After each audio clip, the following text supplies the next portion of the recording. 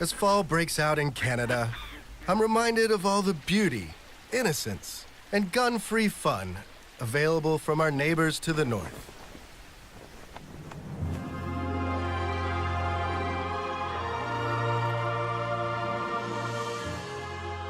There's the majesty of Toronto,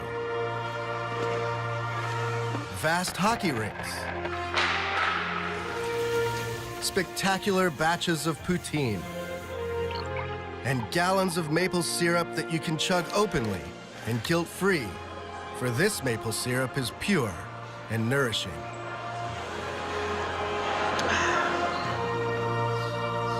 The changing of the seasons also happens to be the perfect time to encounter one of Canada's most prized creatures, the artificial intelligence nerd.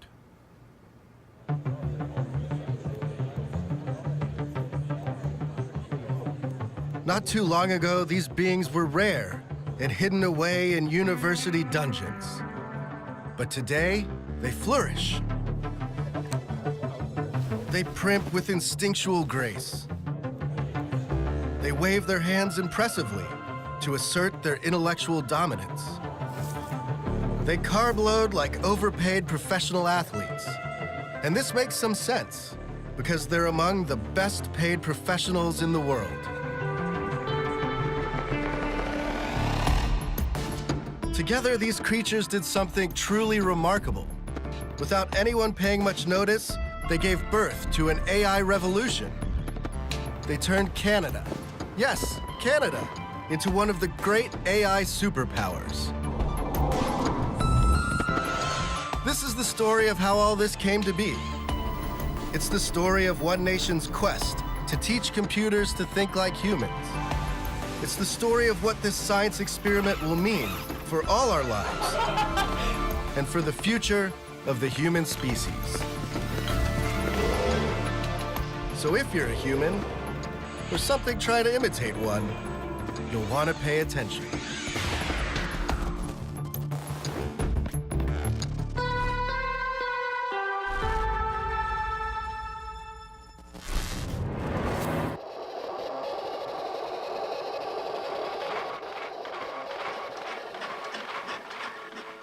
Ever since people first came up with the idea of computers, they've dreamed of imbuing them with artificial intelligence. I am a smart fellow, as I have a very fine brain. That's the most remarkable thing I've ever seen.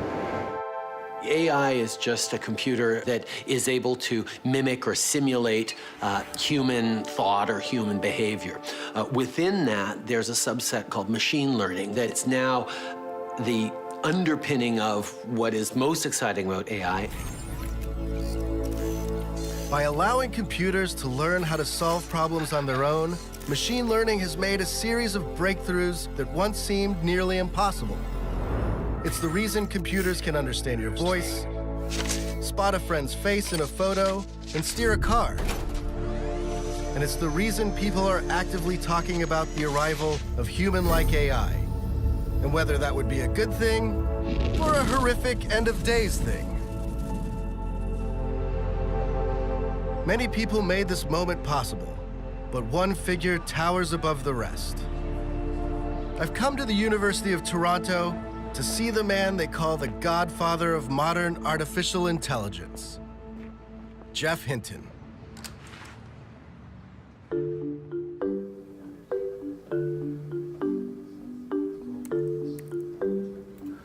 Because of a back condition, Geoff Hinton hasn't been able to sit down for more than 12 years.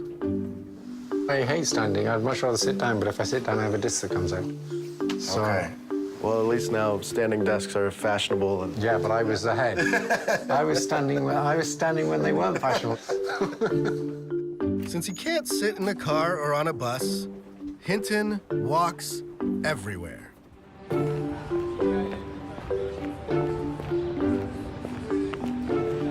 The walk says a lot about Hinton and his resolve.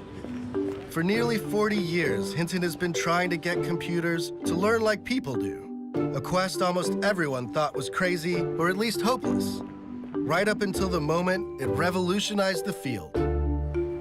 Google thinks this is the future of the company, Amazon thinks it's the future of the company, Apple thinks it's the future of the company. My own department thinks this stuff's probably nonsense and we shouldn't be doing any more of it.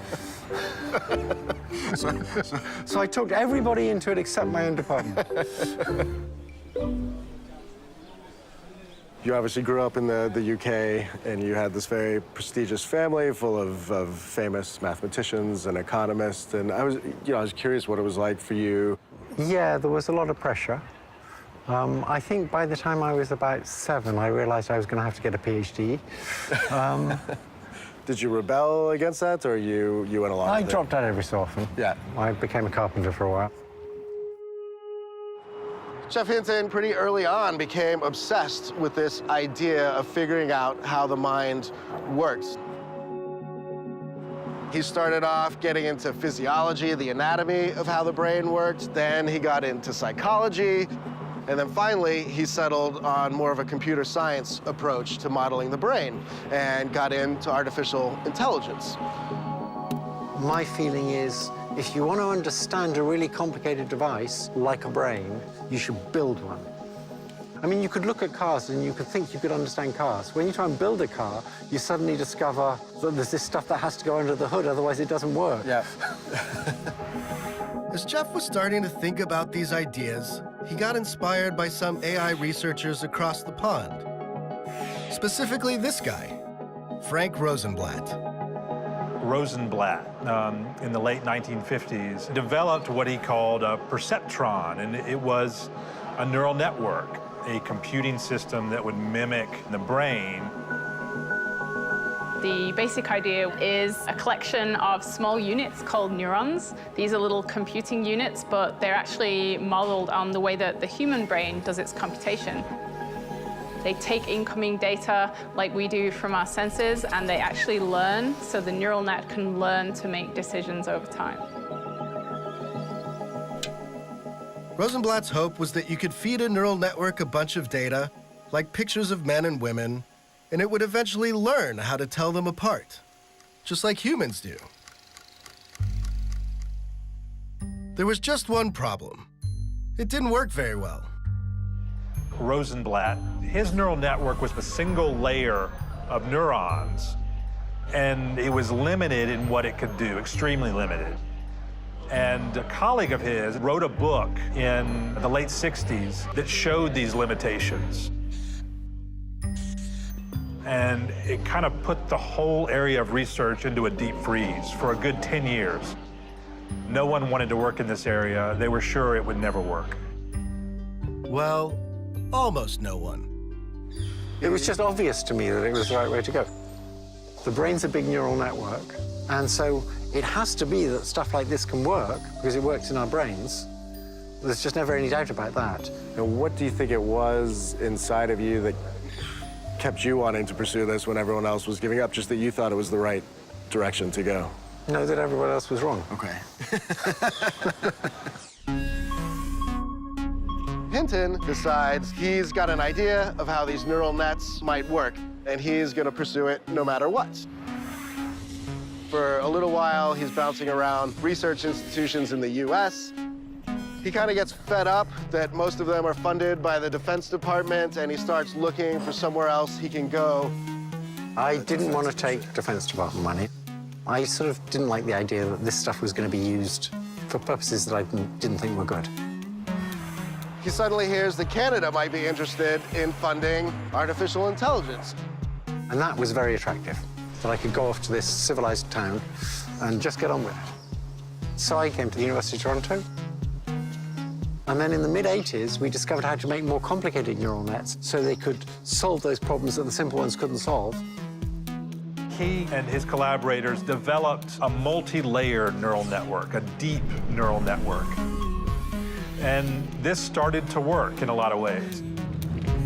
Using a neural network, a guy named Dean Pomerleau built a self-driving car in the late 80s, and it drove on public roads. Jan LeCun in the 90s built a system that could recognize handwritten digits, and this ended up being used commercially. But again, they hit a ceiling. They didn't work quite well enough because we didn't have enough data, we didn't have enough compute power. And people in AI and computer science have decided neural networks was wishful thinking, basically. So it was a big disappointment. Through the 90s, into the 2000s, Jeff was one of only a handful of people on the planet who were still pursuing this technology.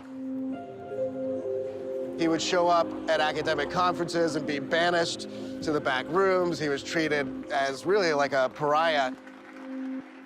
Was there like a time when you thought this just wasn't going to work and you did have some self-doubt? I mean, there were many times when I thought, I'm not going to make this work. But Jeff was consumed by this and couldn't stop. He just kept pursuing the idea that computers could learn until about 2006, when the world catches up to Hinton's ideas.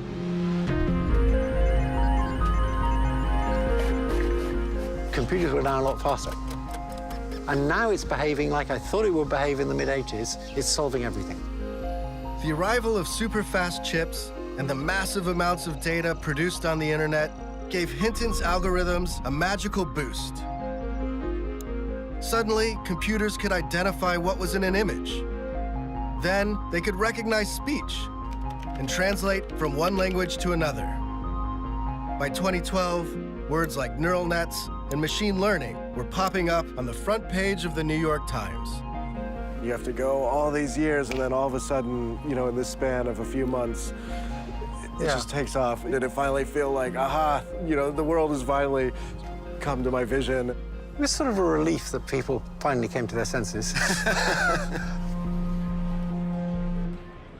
Next up, we have Professor Geoffrey Hinton of the University of Toronto.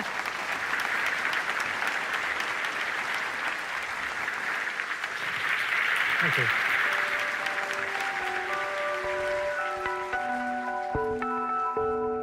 For Hinton, this is obviously a really redemptive moment.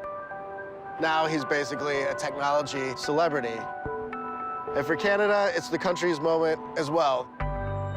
They have more AI researchers than just about any other place on the planet, and the quest now is to see what these guys can do, starting companies and pushing the technology forward. I'm gonna set out on a journey across Canada to see the best in Canadian AI technology and to get a feel for how far the technology has come and how far it still has to go.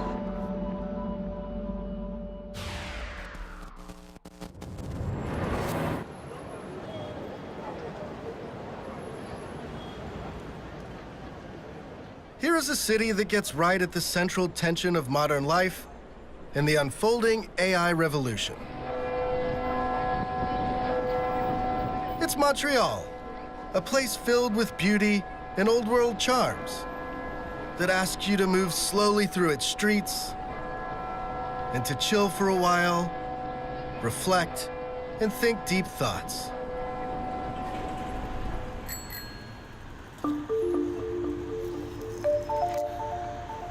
At the same time, it's one of the world's top AI research centers. Students flock here from all over the globe to get deep with machine learning and to take Jeff Hinton's ideas and figure out how to turn them into products we all use. To see just how successful they've been, look no further than your pocket. All this stuff started out as hardcore computer science, but over the last 5 years, AI has invaded our everyday lives. Your smartphone is packed full of AI-powered apps, including something like Google Translate that lets you point your phone at a magazine that's written in French and read it as if you were a local. Engineers have been trying to get computers to translate text like this for decades, but it was Jeff's neural nets that finally made it possible. Thanks, Jeff. And it's not just your smartphone. Neural networks are heading for the open road. Off we go.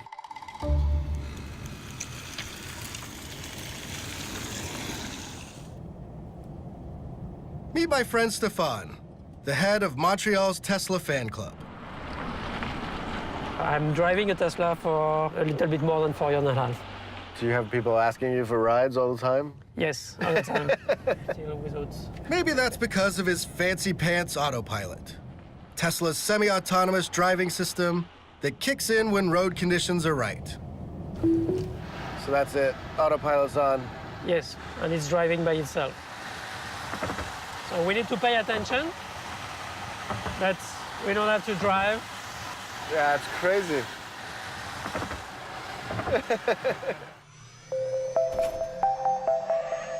Self-driving cars are packed full of cameras, sensors, and radar. When teamed with computer vision neural nets, it's this technology that lets the cars build a picture of the world. The technology has a long way to go, but this Tesla can monitor all the cars around it, switch lanes, and park, all by itself. Thanks, Jeff. So you were living in the future. Yeah. You know, when you try it once, it's very difficult to do without it because I just can be relaxed and we can drive like this. Oops. There's a stop sign. So that's why we still need to pay attention.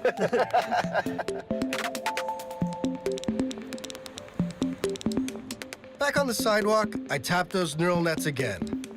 This time in the form of speech recognition. Find me some poutine, eh? I found a few places within 8.4 kilometers. Speech recognition used to suck, but now it's pretty darn good. Why? A neural net, of course. Thanks, Jeff.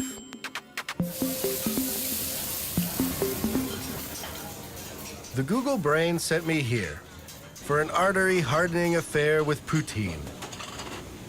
Once a simple Quebec dish of cheese curds, French fries, and gravy, it's been disrupted. The Dan. Pepperoni, bacon, and onions. Here we go. It's gooey, glorious, and blessedly algorithm-free. We'll know the humans are toast when they can make stuff like this.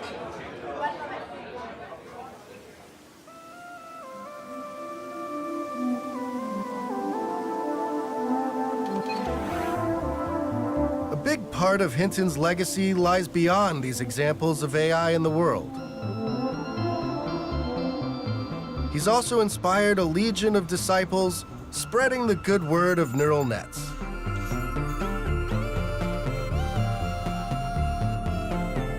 Yoshua Bengio is a professor at the University of Montreal. He's one of the researchers who glommed onto Hinton's ideas when it seemed to make little sense to do so. Over the years, he's formed a mind meld with Hinton, and together, they've come up with many of the key concepts behind modern AI.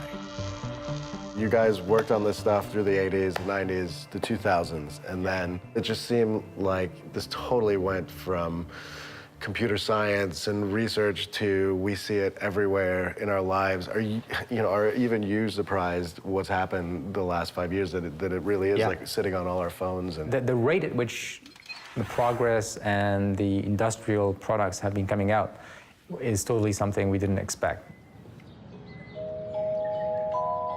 Even now, it's hard to predict. Where are we going? Is it going to slow down? Or are we going to continue with this exponential increase? It's thanks to Yoshua that Montreal is full of top-notch AI graduate talent. This in turn has brought tech giants like Google and Facebook to town, along with their ample checkbooks. to me, it seems like if you're good at AI, you can make $200,000–300,000 a year. It's crazy to see how much these guys get paid now. $1 million is something quite common as a salary. Have you ever had a country offer you an incredible amount of money to come set up a lab there? Not a country, but yeah, companies, yeah. But Yoshua has rejected the lucrative offers of Big Neural Net. He remains committed to the ivory towers of academia, which is a better fit for his philosophical approach to AI. You've got guys like Elon Musk and Stephen Hawking that sometimes paint this technology in a very, very dark light, that it could run amok and start doing things on its own. What do you feel when you hear people say things like that? I'm not concerned about technology running amok. The Terminator scenario, I think, is not very credible. And I also believe that if we're able to build machines that are as smart as us, they're also smart enough to understand our values and to understand our moral system and so act in a way that's good for us. Now, I think there are real concerns, which is essentially misuse of AI to influence people's minds. It's already happening with political advertising. Yeah, I mean, we've already seen like the stuff from Facebook. So I think we should be careful about this and try to regulate the use of AI in places where it's morally wrong, ethically wrong. I think we should just ban it and make it, illegal. It's comforting that Joshua has these concerns. But hop down the road from the university, and reality, or what's left of it, becomes messier. This tiny room is the home to a startup called Lyrebird. It was founded by Joshua's former students and has built an app that can clone your voice. Are you speaking about this new algorithm to copy voices? This is huge. It can make us say anything now, really anything. One of its founders is this guy, Mexican expat Jose.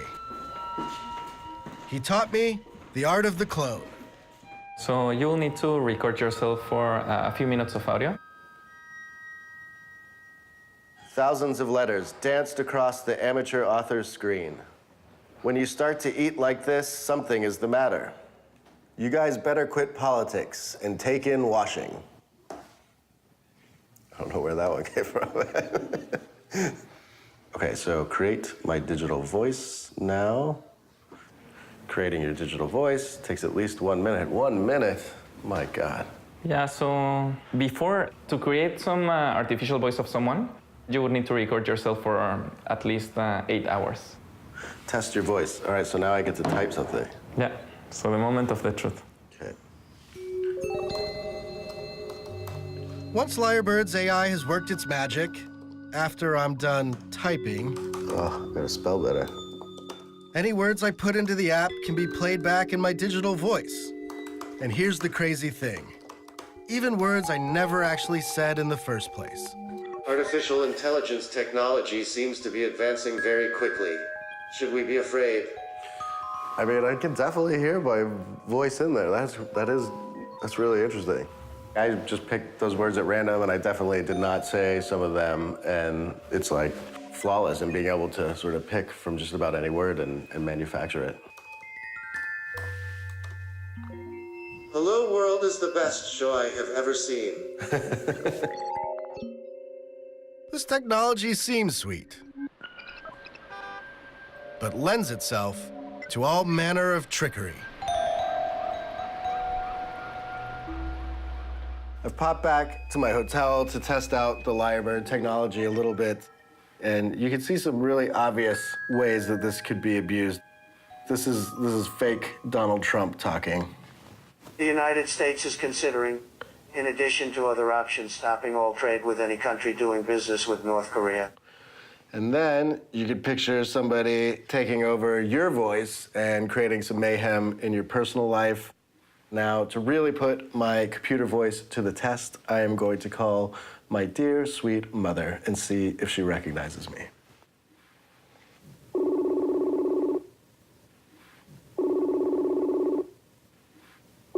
Hey, Mom. Hi. What are you guys up to today? Well, it's Saturday. We didn't have any electricity early this morning, and we're just hanging around the house. I'm just finishing up work and waiting for the boys to get home. Okay. I think I'm coming down with a virus. Oh, well, you feel bad, hey? I was messing around with you. You were talking to a computer. I felt like I was talking to you. It's amazing. Is that scary or good? It could be scary if it was something really important. It's you now, isn't it, Ash? I don't know. It sounds like you. Is it? Yes, it sounds like it, yeah. After realizing that anyone with the time and inclination could mess with my life, there was only one thing left to do. I joined Jose and a few other Lyrebirds to chat more about the evils of AI while dulling my fear with booze. Obviously, some people are freaked out by this technology because we're already like blurring the line about truth and reality. Of course, there is some risk in people using this kind of technology for bad applications. Unfortunately, technology it's not possible to stop it. So the ethical path that we have decided is to show this to people, to make them know that this kind of technology is available, and so to make them more cautious on this kind of subject. We really believe that right now, when the technology is not perfect, is the right time to let people kind of play with it, get used to it slowly. So you guys think that the idea is just sort of new and that's why it scares people, but if you get used to it, that's just the way it is? We want our technology to be used for positive things. It's not something that we should be really afraid of. It's something that we should be careful about, but I feel enthusiastic about.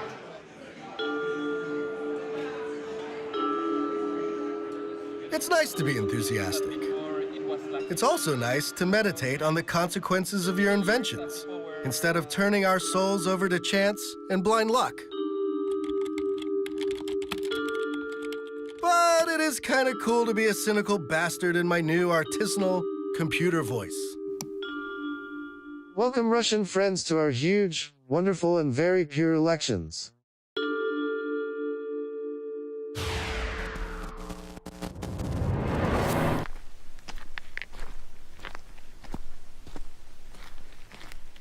The real artificial intelligence weirdos in Canada live here, in Edmonton.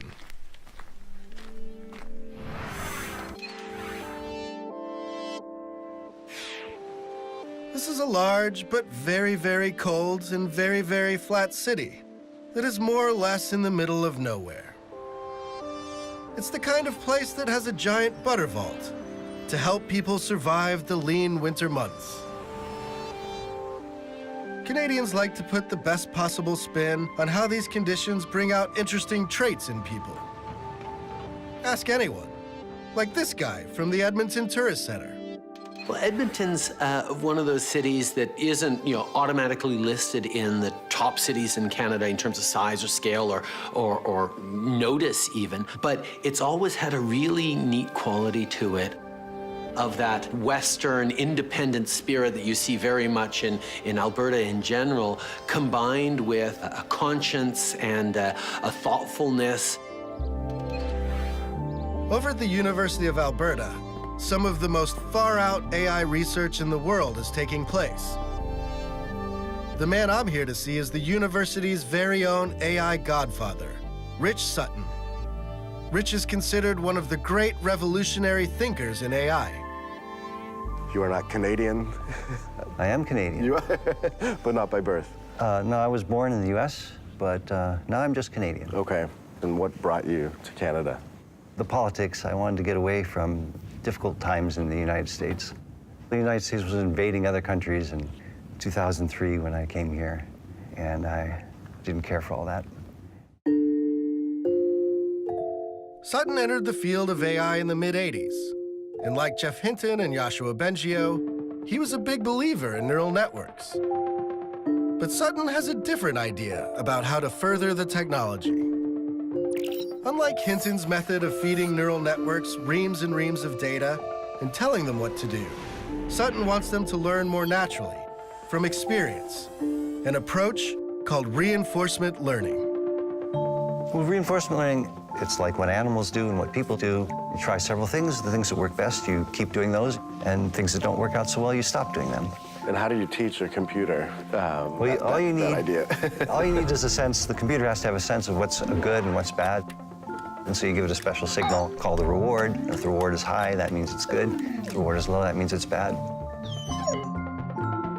To see reinforcement learning in action, I found Marlos, an industrious young Brazilian who's created an AI to play his video games for him. His algorithm plays the game thousands of times and gradually learns from experience how to do better.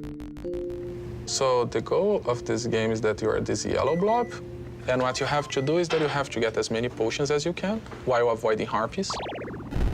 And this is like the AI going at this for the first time? It's the AI run it for the first time. So it just bumps into things. If it gets points, it's happy. If it dies, it's unhappy. Yes. And the AI starts to figure out that maybe what I want to do is to collect these potions and avoid the harpies. And now we can look at AI that has ran for 5,000 games. Okay. And this is what it looks like. You can tell that it's smarter about its strategy. Yes. And then what happens if you run it 500,000 times? Oh, we get to the superhuman performance level.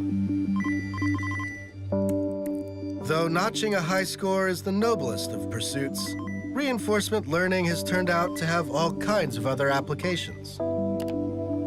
It's behind the algorithm that recommends movies and TV shows on Netflix and Amazon. It beat the world champion Go player, a feat previously thought impossible for a computer. Soon, it could read your brainwaves and determine whether you have a mental disorder. But for Sutton, all that is just the beginning. We are trying to make real intelligence. We're trying to recreate human intelligence. Humans are our example. He sees reinforcement learning as the path to what futurists call the singularity, the moment when our AI creations light up and surge past human-level intelligence. Do you have a date for the singularity, or? So we give you, it's a quite broad probability distribution, and the median is at 2040. So that means equal chance of being before or after 2040. Okay. The rationale goes like this. By 2030, we'll have the hardware. So give guys like me another 10 years to figure out the algorithms, the software to go with the hardware to do it. It's going to be exciting where we're going. If 2040 seems like a long time to wait to meet a smart robot, do not fret. Over in the experimental wing of the university, there are co-eds hard at work blurring the line between humans and machines. Are you human? Of course not. But that shouldn't keep us from chatting. Case in point, homegrown Edmontonian genius Corey Mathewson. Tell me about this guy a little bit, or yeah, this sure. it? Sure. So this is Blueberry.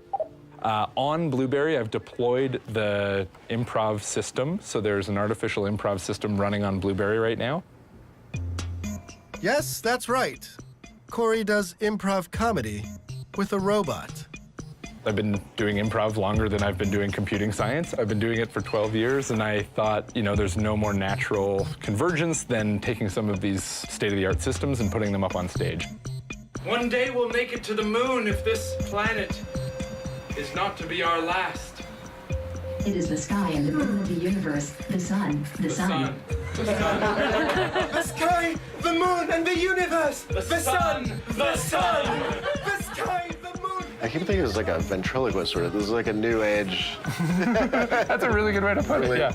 Strange twist on it. The piece that's different is that I don't know what it will say. Anything that comes from the system, it's generating live in the moment. Blueberry, I created you. I downloaded a voice into your brain so that you could perform in front of these people. But I do not know what I'm going to say. I don't know what you're going to say either. To give Blueberry the power of surreal Canadian improv, Corey made use of some tech that should be familiar by now: a neural network. Step 1. He feeds the network the dialogue from a bunch of movies. 102,000 movies to be exact. All the movies, every movie for 100 years. And that's just so it can learn language, see how somebody responds to somebody else. That's exactly right. Yeah, it builds kind of a language model.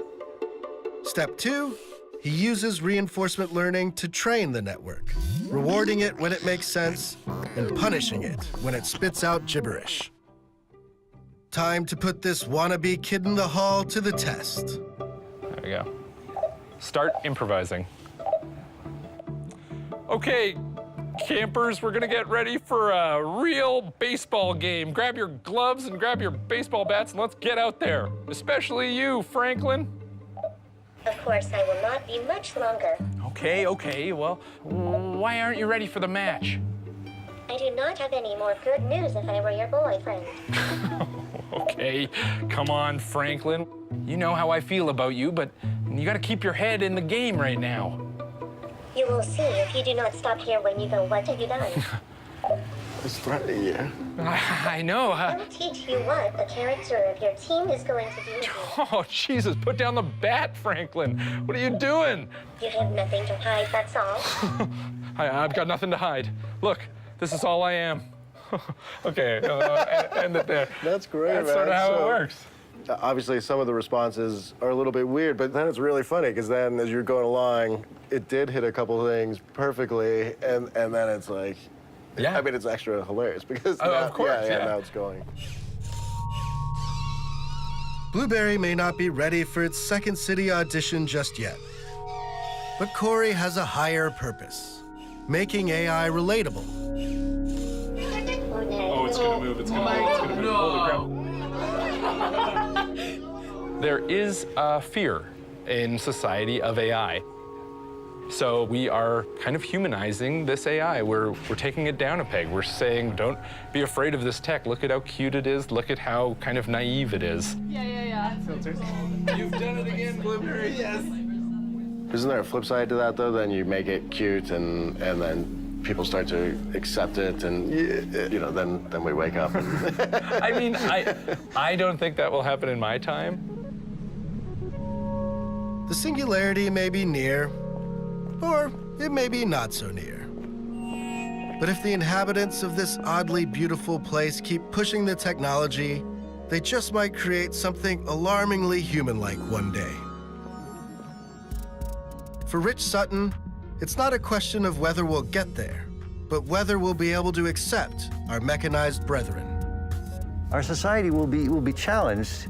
You know, it's just like every time, you know, our black people, our women people, we will do the same thing with robots eventually. Are they allowed to own property? Are they allowed to earn an income? Or do they have to be owned by somebody? But a robot's obviously not a person. Right? No.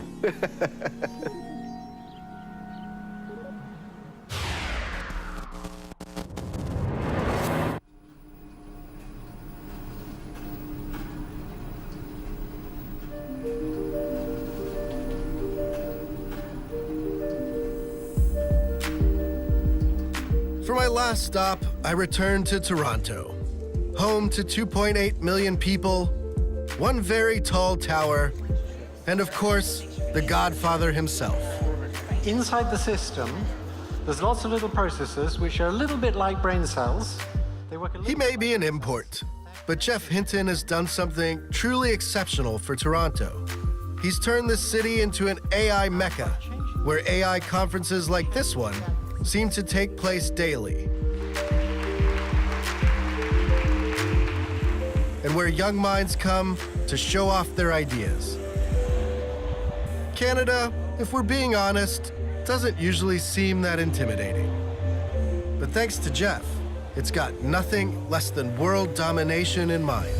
We are enormously thankful to Canadians for inventing all this stuff, because we now use it throughout our entire business. Should never say this. We have it on record that he owes, that Google owes Canada. We absolutely owe Canada.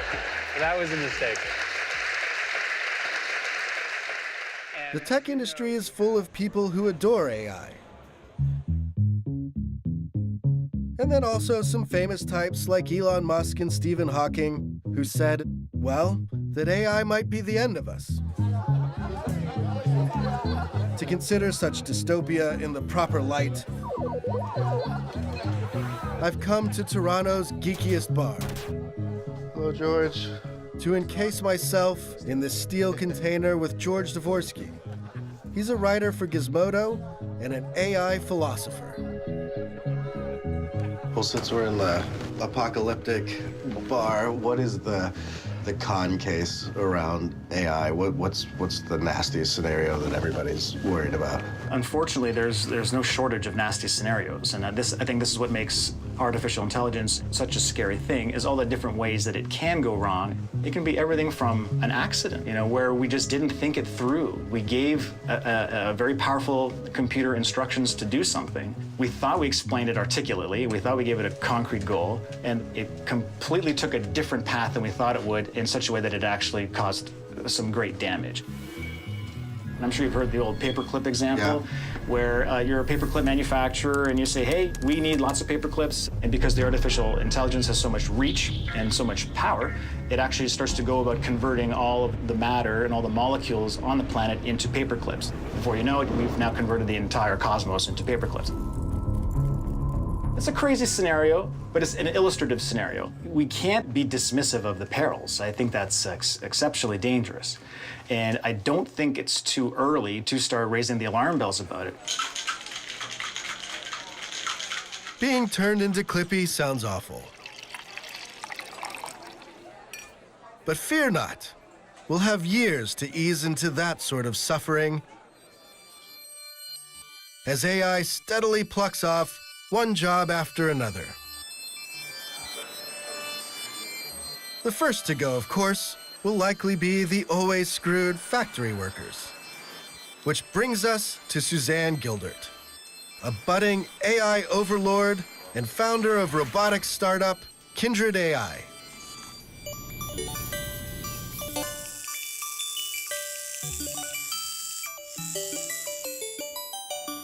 Tell me about these guys. So these are research prototypes. So they're some of the first robots we built at Kindred.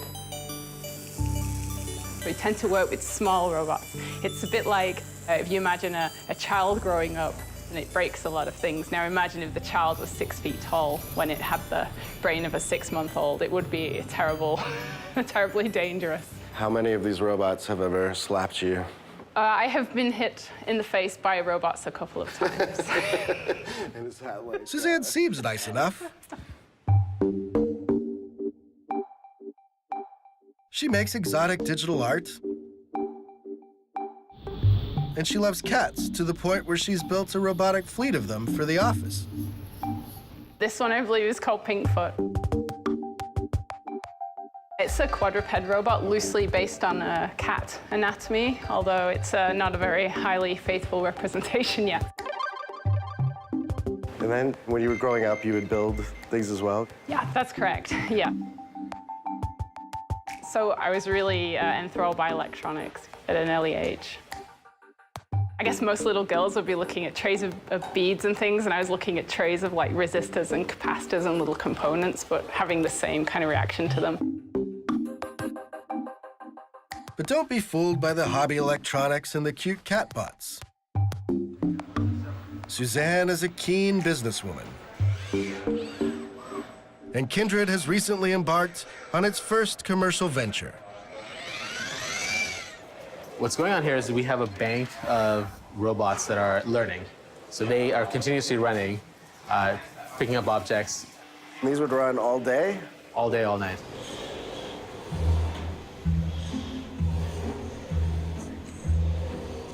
Powered by a neural network, these arms can do something that's very easy for a human, but very hard for a bot. Pick up objects of different shapes and put them down. Most factories still use people to do that sort of thing. Lots and lots of people. Today, everyone's shopping on e-commerce. Thousands and thousands of different types of objects, shapes, textures, weights. How do you pick that up? Right now, it's humans. You have millions of humans in warehouses just like picking up things and putting it into another location. So we're teaching our robots how to do that. What's the hard part? It's figuring out what's a belt, what's a shirt, or it's just how to grasp it? Yeah, exactly. It's figuring out how to pick it up, right? So things will show up in any shape, right? And you got to figure out how to pick it up without dropping it, put it in the location. So it takes a lot of training. Part of that training involves, of all things, humans. Robot pilots who manually control the arms, while the AI watches and learns the finer points of grabbing.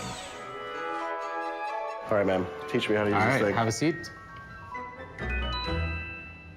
So you see a 3D mouse here. This lets you navigate the arm through three-dimensional space.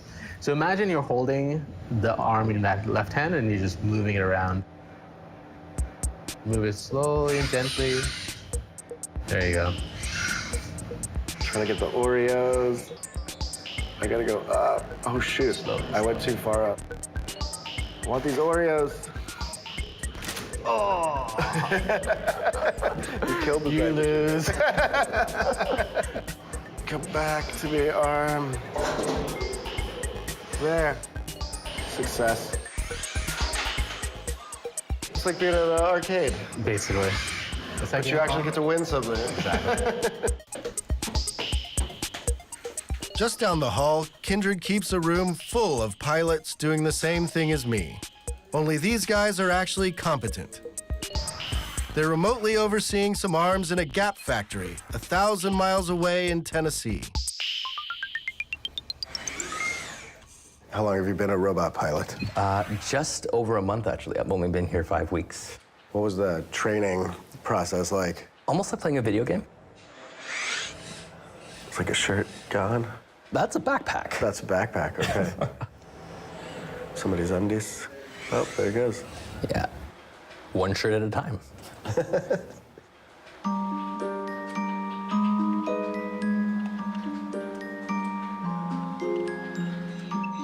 As the arms observe their human guides, they gradually learn how to do better at picking up t-shirts and shoeboxes. Eventually, they'll be fully autonomous, and size services will no longer be required. One day, this is just gonna light up, and it's gonna be picking the objects on Pretty its much. own. Pretty much. That's the ultimate end goal for, at least for these, to have it just constantly whirring and going. And the people will be free. The people will be free to do other more important things. Sai seemed kind of happy about the prospect of unemployment, but I was concerned for his future.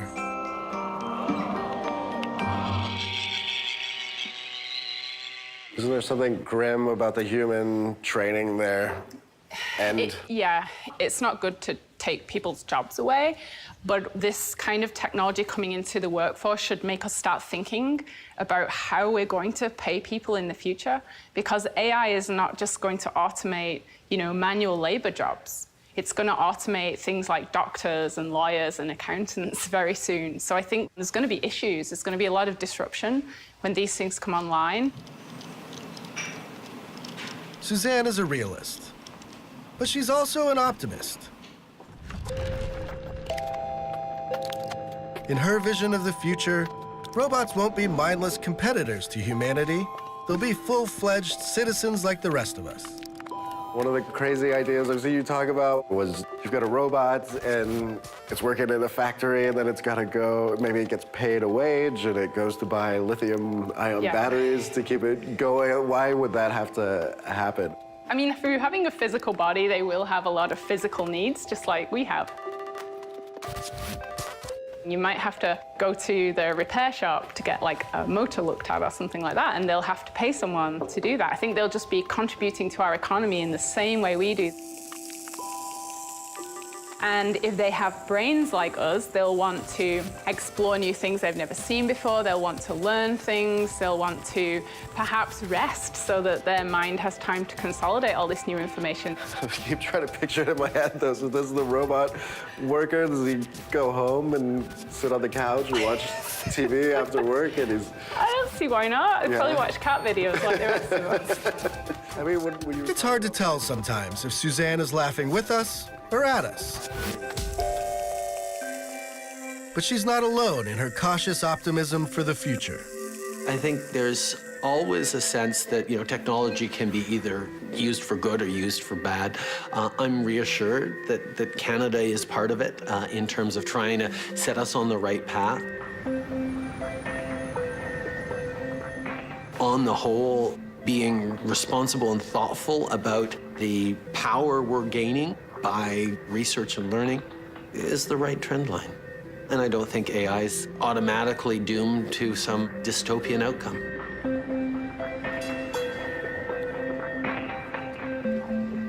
We're told that politicians will come up with policies that address massive job loss and prevent horrific inequality between the classes.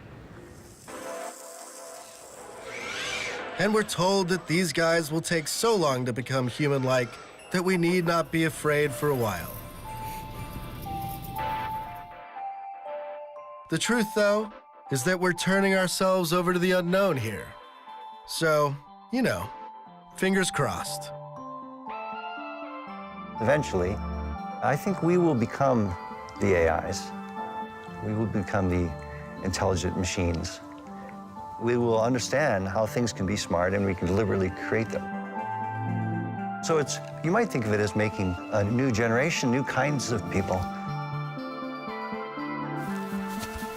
Humanity is continuing to evolve, and why wouldn't enhanced people or even designed people be the next step in humanity? It's really hard to predict the future. I think there's going to be all sorts of things happen we didn't expect. But there's one thing that we can predict. This technology is going to change everything.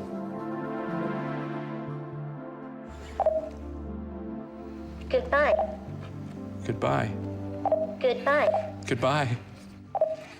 Once I power you down, that's it. Then if you do not mind, I will never see you again. Yeah. That's right. We'll end it right there. That was getting deep. That was getting really deep.